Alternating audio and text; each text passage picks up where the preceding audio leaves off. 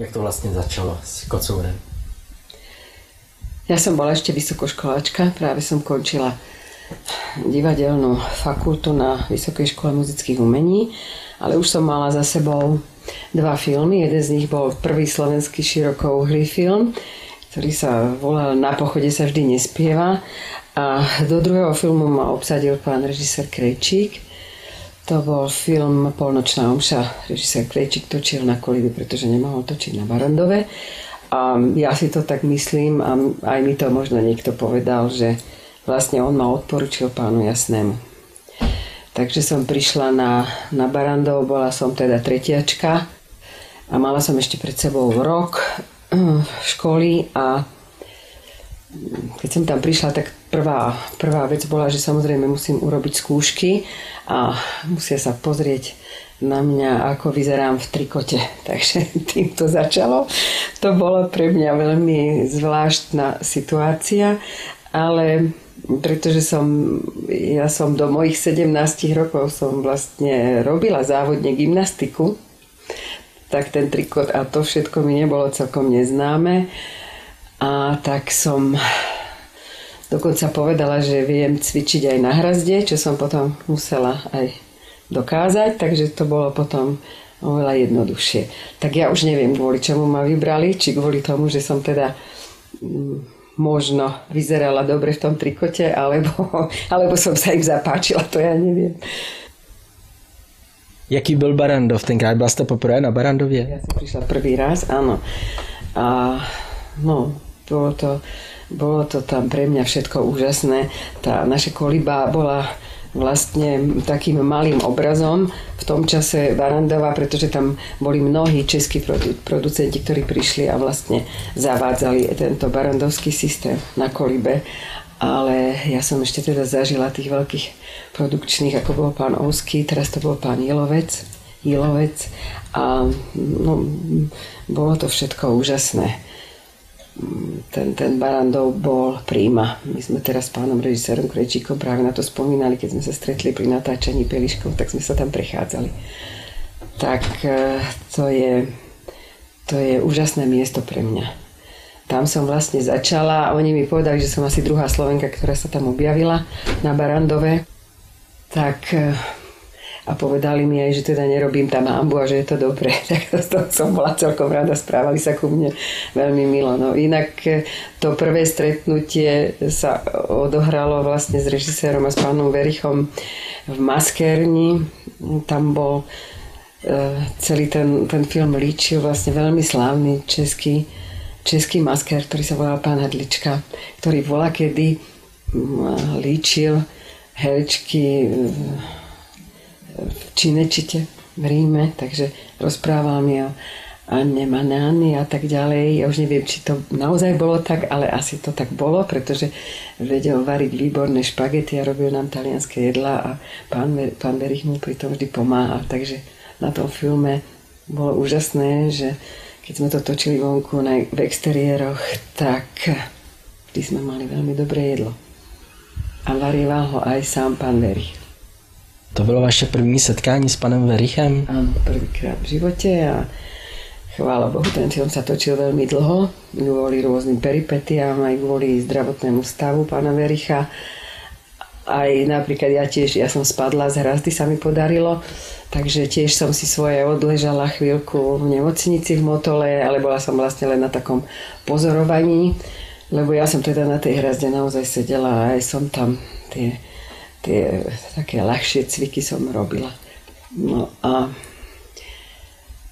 ten film som videla teraz náhodou pri príležitosti z toho výročia narodenia pána Vericha a musím vám povedať, že som bola neobyčajne príjemne prekvapená. Premietali ho v Zábřehu, pozvali ma tam a tak som si ho vlastne znova v kľude možno po tých 40 rokoch pozrela a ten zážitok bol pre mňa úžasný. Pochopila som, že vlastne tam sa objavila v plnej sile celá tá úžasná generácia českých fantastických filmových hercov. Všetci boli vlastne v tom najtvorivejšom období. A na tom filme je to aj vidieť. Ja som napríklad ocenila aj veľkú odvahu, keď som sa teraz na ten film dívala, že vlastne ten film bol tak proti režimu, tak úžasne vlastne teraz pre nás už čitateľný. Tam pán Slovák hrá prezidenta Novotného, to je až neuveriteľné, ak si to oni vtedy dovolili ho karikovať. A to, že ten film vtedy prešiel, že sa na ňu ľudia dívali. Ja som zažila aj veľký úspech toho filmu vonku. Tak pre mňa to bolo úžasné, lebo ja som prvýkrát mohla vôbec vycestovať do zahraničia. Ja som nikdy nesmela cestovať, pretože my sme boli rodina, ktorá nesmela cestovať nikam. A vlastne ja som sa dostala jak do Jiříkovho videnia, aby som to povedala po česky. Som vlastne prvý raz sedela v lietadle a cestovala som do cudziny, keď sme išli na festival. Nechceli ma vôbec pustiť, ale viem, že sa tam mnohí za mňa zaručili. Delegácii. Kam na festival? Do Cannes. No a ten Canneský festival vlastne tomu filmu otvoril cestu do sveta, pretože Francúzi si ho veľmi zamilovali. Na ten čas to bol zrejme aj technicky veľmi zdatne urobený film. To skôr už by ste vedeli vyposúdiť, ale tam to malo naozaj neobyčajný úspech a to chvíľu, keď sme zostupovali po tých schodoch a ľudia kričali a tlieskali, na to nikdy nezabudnem. Aj po tej premiére bol veľký ohlas. No a na základe toho my sme vlastne potom si tú cestu tam predĺžili a zostali sme v Paríži ešte. Boli sme tam hostiami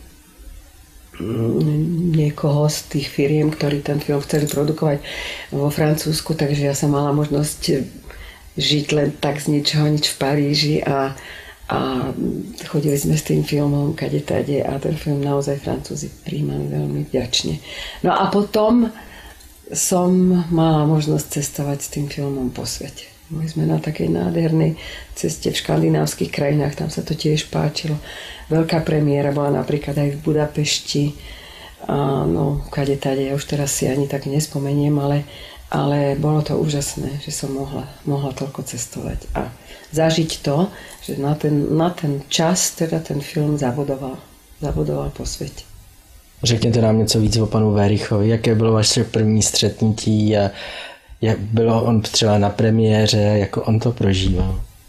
Ja neviem, v Cannes nebol nikto na premiéru, ja neviem ani, či ja som bola na premiére v Čechách, to si vôbec nepamätám. Či som ja tú českú premiéru zažila, alebo nie. To išlo mimo mňa. Možno si tak matne pamätám, či sa to nedialo náhodou v Karlových Varoch, ale neviem, ale na tú premiéru si ja nespomínam. S týmto filmom som bola s pánom Werichom v Mníchove, to boli dni československého filmu a tam to bolo úžasné, my sme boli strašne radi, vtedy tam zhodou okolností na tom festivale bola aj Jana Brechová s iným filmom, Vít Olmers tiež s iným filmom a pamätám sa, jak sme sa hrdili, že máme pána Wericha, ako on bol ten rytier, ktorý sme boli radi, že môžeme byť s ním na tom pódiu, ale to bolo jediný raz, že by som bola na premiére, ale a nikto nebol v Cannes okrem mňa s hercom.